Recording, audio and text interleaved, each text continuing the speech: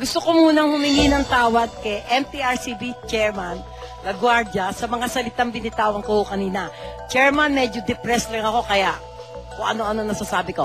Sorry po ulit, Chairman LaGuardia. Yun yung mga salitang G. 3 beses po, ako pa nga po muna. Pero kung tutuusin naman, Lolit, yung salitang yun, may pinagmulan yan, hindi naman ganun kasama talaga yung GA. Alam nyo na, alam nyo ho, nagsimula yan sa salitang gag. Yung gag, ibig sabihin, para wag magsalita, igagag ka. Ngayon, nag-graduate yan sa salitang gaga. I go agaga over you. Dahil ibig sabihin, dahil na-amaze ka o humahanga ka sa isang bagay, hindi ka makapagsalita. Kaya iyon ang graduate niyan. Ewan ko ba kung bakit naging masama sa salitang Pilipino yung salitang G na yan. Well, ganun pa man, humihingi nga ng paumanhin ito. Pasensya na kayo, ako ang unang abogado ngayon ni Lolit. Ang mahal-mahal ng abogado ko, ha? Pero mali talaga yun. Mali talaga yun. Mga, ano kayo, genius. Mga genius kayo. Okay. Mga kaibigan, eto na, G for today is ganda. Ang ganda-ganda nitong buntis na buntis. Eto. Nagtitilian sila.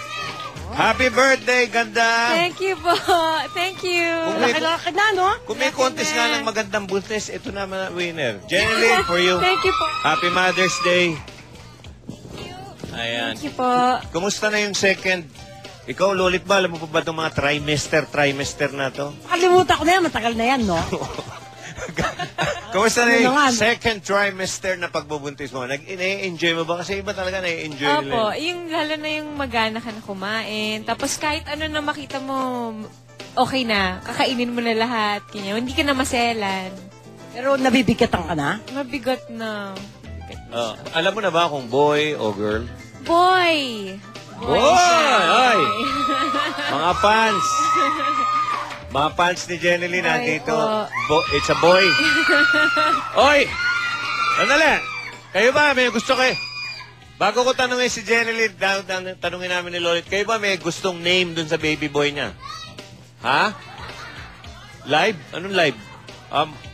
Salbahe yung isa, may mark, oh. Okay. Wag naman! Eto na, tanungin na si Jenny Lynn. Ikaw ba may choice ka na name? Wala pa po. Hanggang ngayon nag-iisip pa rin ako. Nahihirapan nga po kasi wala akong maisip na name. Gusto ko kasi ayoko ng mga common names. Gusto ko unique. Yeah, okay. Medyo unique siya. Ito matinding pansisipsip. Bakit hindi mo pangalan ng Raul? Di ba? Kapangalan ng ating DOJ Secretary. Yan ang manahin nyo. Why not? Okay. Pwede. Sir, kumusta? Noong araw nagkapalit kami ng ng regalo. Bakit? Hindi, wala sa isang pagtitipon. Okay.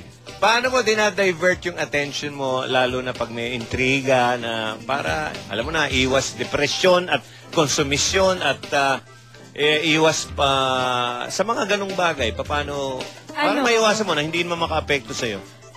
Kasi, yung mga friends ko talaga nandyan pa rin sila. Tapos yung family ko, ayan sila, yung mga sumusuporta sa akin, syempre, nandyan pa rin sila. And, hindi nila ako pinapabayaan talaga. Walang problema, tigmang ganda-ganda. Oo, ganda-ganda eh. Ako ayoko na sanang banggitin to dahil nakalipas na to. Yung, gaano ka nakaka-apektuhan nung pag nililing ka katulad sa ibang lalaki na parang nakakaasiwa, no? Dahil sa kondisyon niya ngayon, naliling pa siya sa ganon, katulad nung... Kailan sa buntes, ha? Yung si AF, si Andre Felix, gano'n. Yun nga, nakakalungkot. Kasi, unang-una, ang pangit tingnan kasi buntis ako eh. Tapos, kung kani-kanino nila ako nililing, parang ang hirap. Sinabi ko nang hindi. Sige pa rin sila. Sige pa rin. So, parang ako... Hindi ko na lang pinapansin. Pabayaan na lang natin. At least, ako alam ko yung totoo. Wala po talaga. At wala akong panahon sa mga ganun. sa mga boys muna, wala muna. Concentrate muna ako sa baby ko, sa family ko, sa sarili ko. Ikaw ba nakakatanggap ng mensahe kay Patrick? Nung mga nakaraang linggo, araw, yun po. Pero, hindi ko na lang pinapansin. Hindi ko na lang po masyadong pinag-aaksaya ng panahon. Okay, total tigilan muna natin itong mga intriga at depresyon dahil galing tayo. Kawawa naman itong darling ko. Abi, yan. Vale. Sabi nga niya, sabi mo kanina, kung malakas ka ba naman, ano? Makakarating ba na? Oh, hindi sana nasampay yung kaso, di ba? Oo, di ba? Ganun kasimple lang po yan eh. Oh, okay, hindi pa ganun gumimik to. Okay, ikaw naman, happy ka ba ngayong birthday mo, Jeneline? Oo naman po, opo. Nandiyan naman lahat ng Yan mga... ang pinakamalaking birthday gift niya. Ah. Yun ang sa tiyan niya. O, di ba? Blessing. Ito naman ang, meron kami sorpresa sa'yo. O, ready ka na, ha? Baka... Hindi ka mapapaan. Ma-stress ako. Maganda yun, ha? Nananakaw TV. Talaga ba? Okay. Live na live. Ito na, watch this, Jeneline. Ano?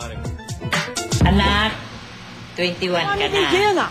Hindi ka na pabata, kundi medyo papunta ka na sa matured age, no? Ngayon, madadagdagan na ang obligasyon mo dahil sa bata, anak mo. Kaya sana, anak, unahin mo muna yung karir dahil alisin mo muna, huwag muna tayo mag-boyfriend kasi andyan lang yan. Ang atin, unahin muna natin ang kinabukasan ng anak mo.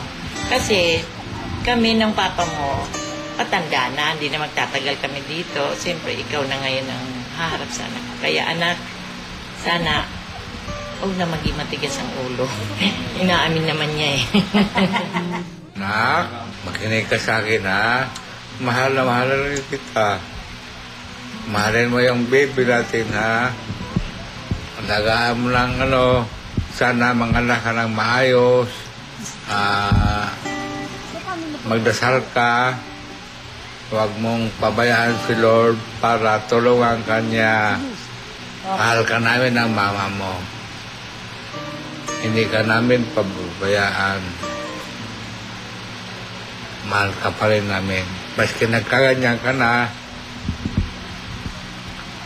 kung maaari lang, medyo yung lalaki muna, istambay mo na yan. Pag muna yung lalaki, iba naman muna. Tumahimik ka muna, tama muna yung isa. Pag nandagdagan. Anak, happy birthday. Mahal na mahal kita. Kahit minsan tayo nagkakaroon ng kunting diferensya, pero yan ay para sa ikabubuti mo. At lalo na anak ngayon na magkakaanak ka na sana anak, alagaan mo yung baby mo, mahalin mo ang baby mo, dahil yan ay blessing. Binigay ni Lord yan para sa atin. Kaya, mahal kita anak. Hanggang kailan, hanggang nabubuhay ako, andito ako sa iyo palagi. Handa akong mag-alaga. Happy Mother's Day anak, dahil ikay may anak na rin. Anak